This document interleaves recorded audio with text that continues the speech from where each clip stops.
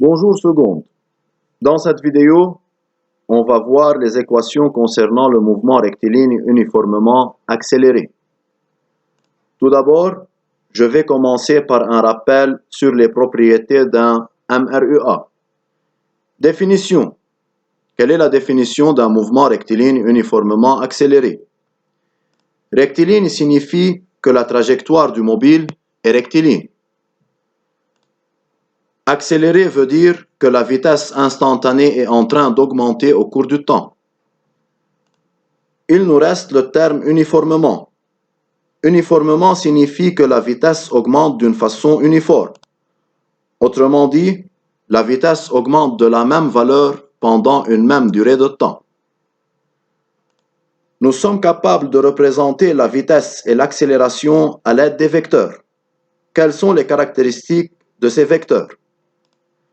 Le vecteur vitesse, il possède un sens, celui du mouvement toujours, une direction portée par la trajectoire, et un module variable.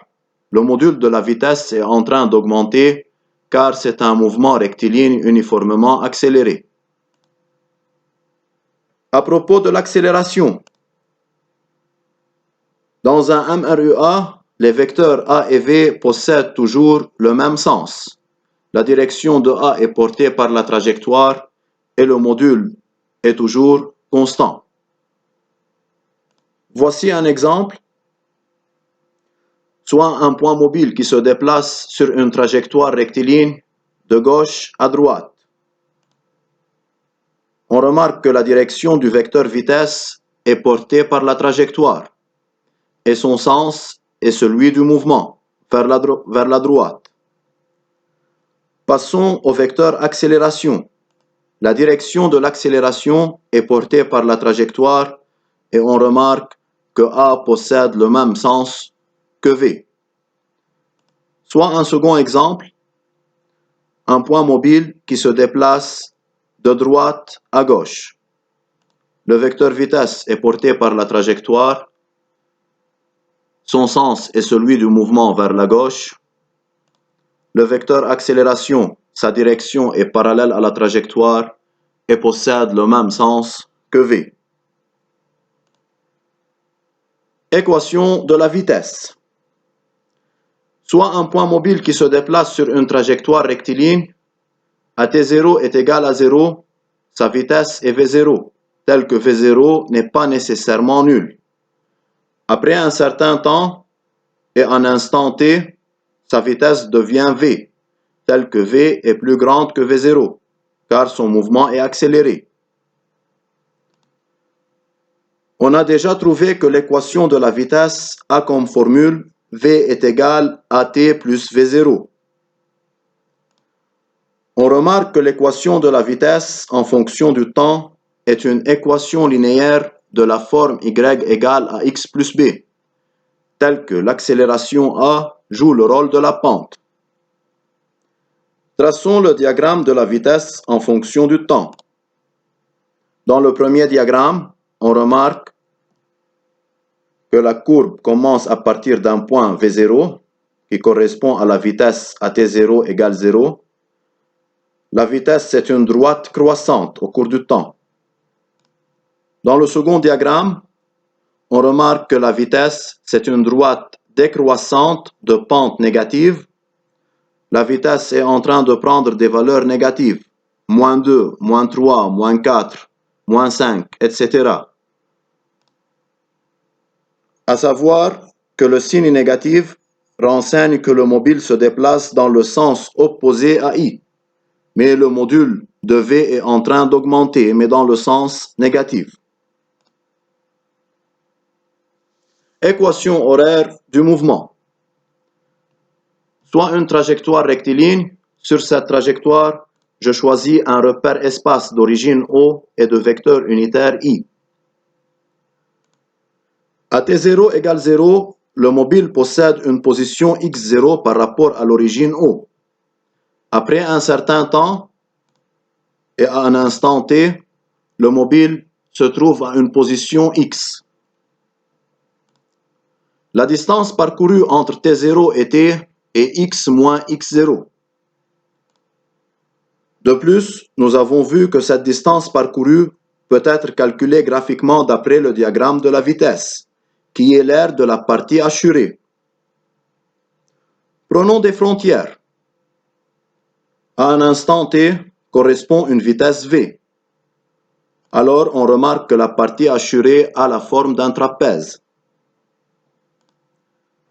L'aire d'un trapèze est donnée par la formule suivante: grande base plus petite base sur 2 fois la hauteur. La grande base du trapèze représente V. La petite base du trapèze représente V0. Et la hauteur représente le temps t. Alors, on peut écrire x moins x0 est égal à la surface du trapèze, telle que la surface est V0 plus V sur 2 fois t. V0 est la petite base, V est la grande base, et t est la hauteur. Or, nous avons vu que la vitesse possède comme équation v égale à t plus v0. Remplaçons v par sa valeur. On obtient l'équation suivante. v0 plus v0 égale 2v0. Il me reste at. Je décompose la fraction. Et suite à un certain développement, j'obtiens x moins x0 égale v0t plus 1 demi at au carré.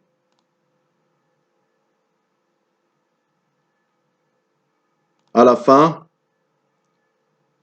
j'obtiens l'équation horaire dans un mouvement rectiligne uniformément accéléré qui est applicable directement et possède comme formule x est égal à 1 demi at carré plus v0t plus x0, tel que v0 c'est la vitesse du mobile à t0 égale 0 et x0 c'est la position du mobile à t0 égale à 0.